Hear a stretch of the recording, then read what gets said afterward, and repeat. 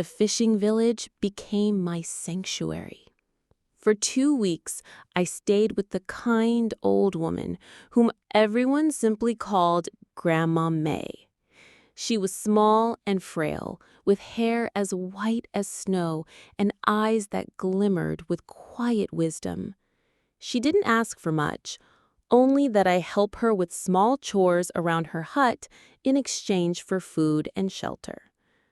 During the day, I fetched water, mended fishing nets, and gathered firewood. At night, when the village grew quiet, I sat by the shore, staring out at the endless ocean. The waves whispered to me, carrying memories of that terrifying night.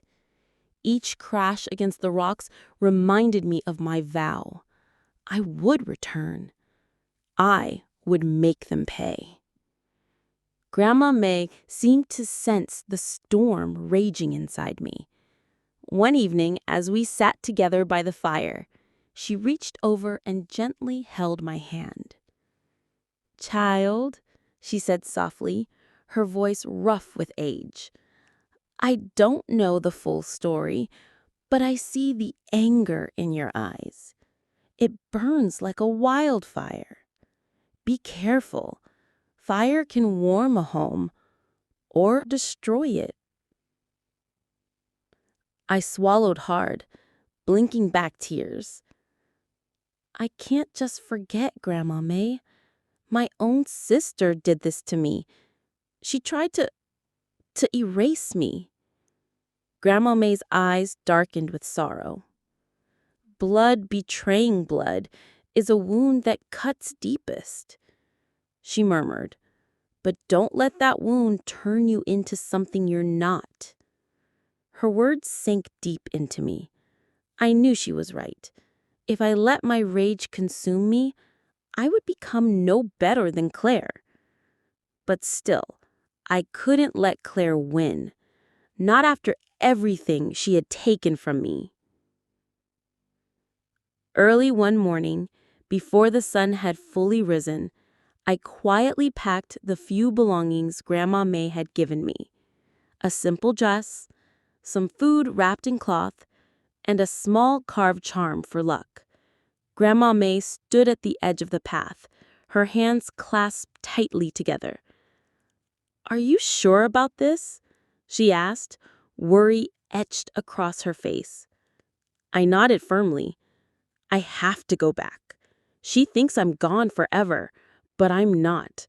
I won't let her destroy me." Grandma May hugged me tightly, her fragile arms surprisingly strong. "Then go, child. Go and reclaim your life. But remember what I told you. Don't let the fire burn you." Tears blurred my vision as I pulled away. "I'll never forget what you did for me," I whispered. "Thank you." With that, I turned and walked down the path, my heart pounding with determination. It took me 2 days to make my way back to the city. I traveled on foot, then caught a bus using some of the coins Grandma May had pressed into my hand before I left.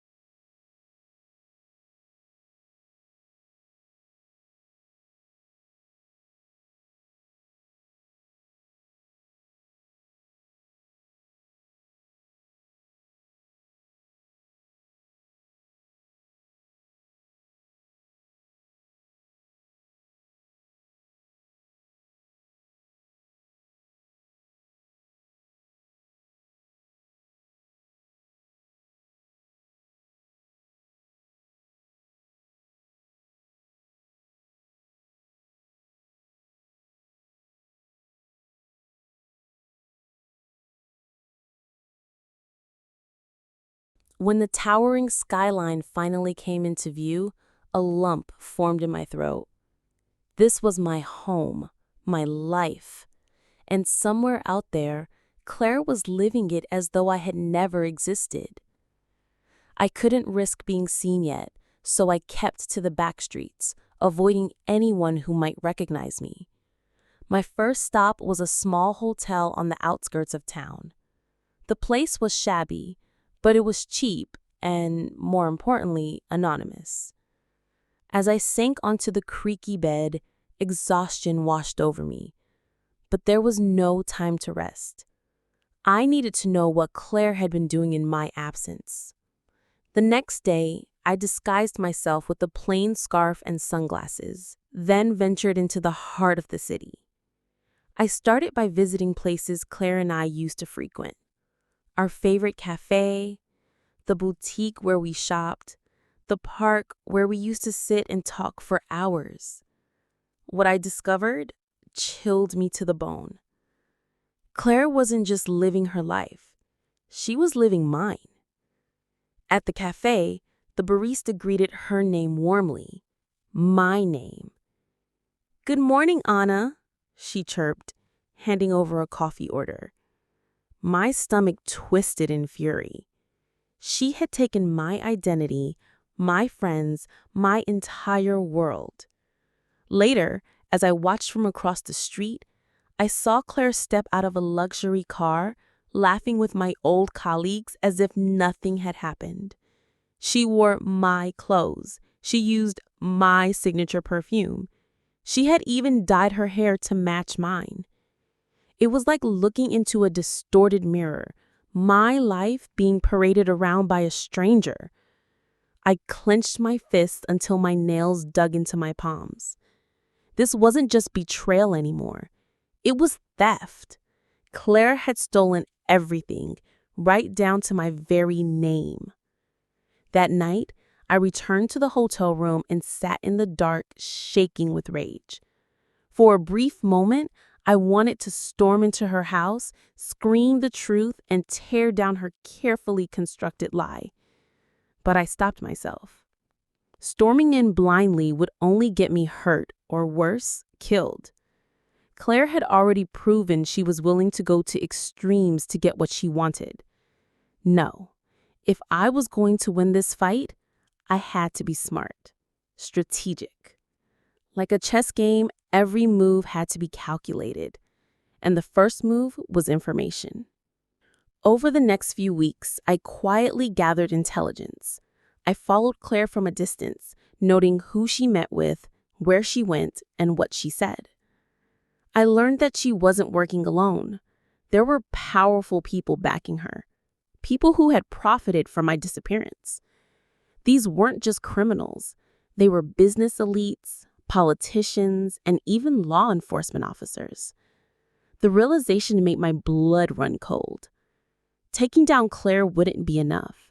If I wanted true justice, I had to expose the entire network. But how could one woman fight against such power? The answer came unexpectedly in the form of an old friend. One rainy evening, as I sat in the corner of a quiet bar, a familiar voice spoke behind me. "Anna, is that really you?" I froze. Slowly, I turned to see Michael, my childhood friend, and the only person who had ever truly understood me. He looked older, wearier, but his warm brown eyes were the same. Tears sprang into my eyes as I nodded. "It's me, Michael." He stared at me in shock. "Everyone thinks you're dead. Claire said you drowned, that they never found your body." I laughed bitterly. That's exactly what she wanted everyone to believe. Quickly, I told him everything: the betrayal, the kidnapping, the escape. By the time I finished, Michael's hands were trembling with rage. "She'll pay for this," he growled. "I swear, Anna, we'll make her pay." I reached across the table, gripping his hand tightly. "We can't rush this, Michael. she's not alone. She has people protecting her, powerful people. He nodded slowly, determination hardening his features. Then we'll be smarter. We'll gather evidence, build a case. When we strike, we'll bring the whole house of cards down. For the first time since my nightmare began, hope flickered in my chest. I wasn't alone anymore. Over the following months, Michael and I worked tirelessly in secret. We documented everything, every shady deal, every bribe, every connection Claire had to the underworld. It was painstaking work, and there were moments when I wanted to give up. But then I would remember the dark room there they kept me, the sound of Claire's laughter as she betrayed me, and my resolve would return stronger than ever.